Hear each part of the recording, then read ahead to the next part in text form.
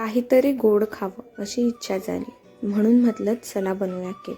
त्यासाठी मी 1 वाटी रवा, अर्धी वाटी गव्हाचं पीठ आणि बारीक केलेली साखर ही पाऊण वाटी घेतली. त्याच वाटीचा 1/4 भाग दही घेतलं आणि 8वा भाग हे तेल घेतलं.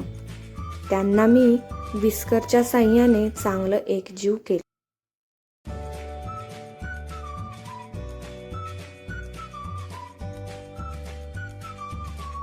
मी 1 वाटी दूध घेतलं आणि आवश्यकतेनुसार त्यात थोडं थोडं घालून एकजीव करत राहिली.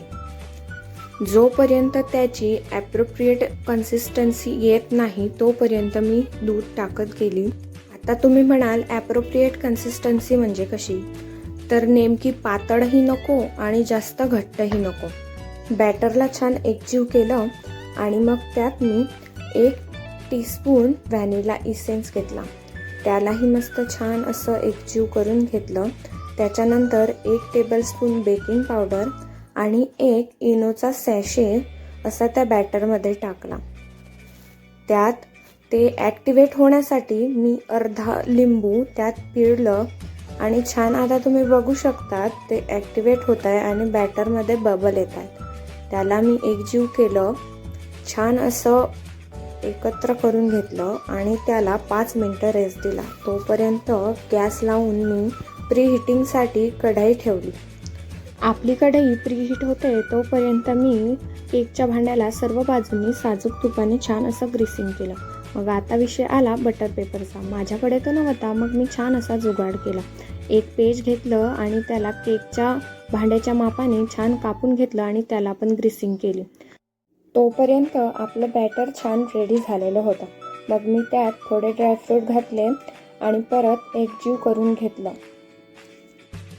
छान एकजीव केल्यानंतर घेतलं आपलं केकचं भांडं आणि त्यात बॅटर चांगलं ओतून घेतलं. बॅटरमधले एअर बबल निघावे म्हणून त्याला 1-2 वेळेस टॅप केलं आणि आपल्या प्रीहीटेड कढईमध्ये ते ठेवलं. तब्बल 20 मिनिटांनी मी केक चेक केला. टूथपिक घालून त्याला व्यवस्थित चेक केला तर थोडं असं चिकटून आलं टूथपिकला.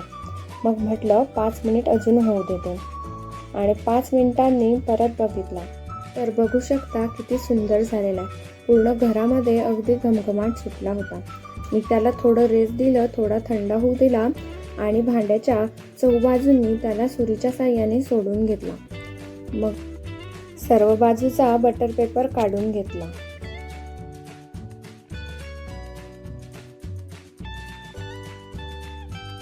तुम्ही बघू शकता सर्व बाजूने अगदी सारखा आणि एकदम मऊ असा फुगलेला आहे आणि स्पंजी असं त्याचं छान टेक्स्चर आलेलं आहे. आता आपला केक खाण्यासाठी अगदी रेडी झालेला आहे. अशाच नवनवीन रेसिपींसाठी सबस्क्राईब, फॉलो आणि शेअर नक्की करा. धन्यवाद.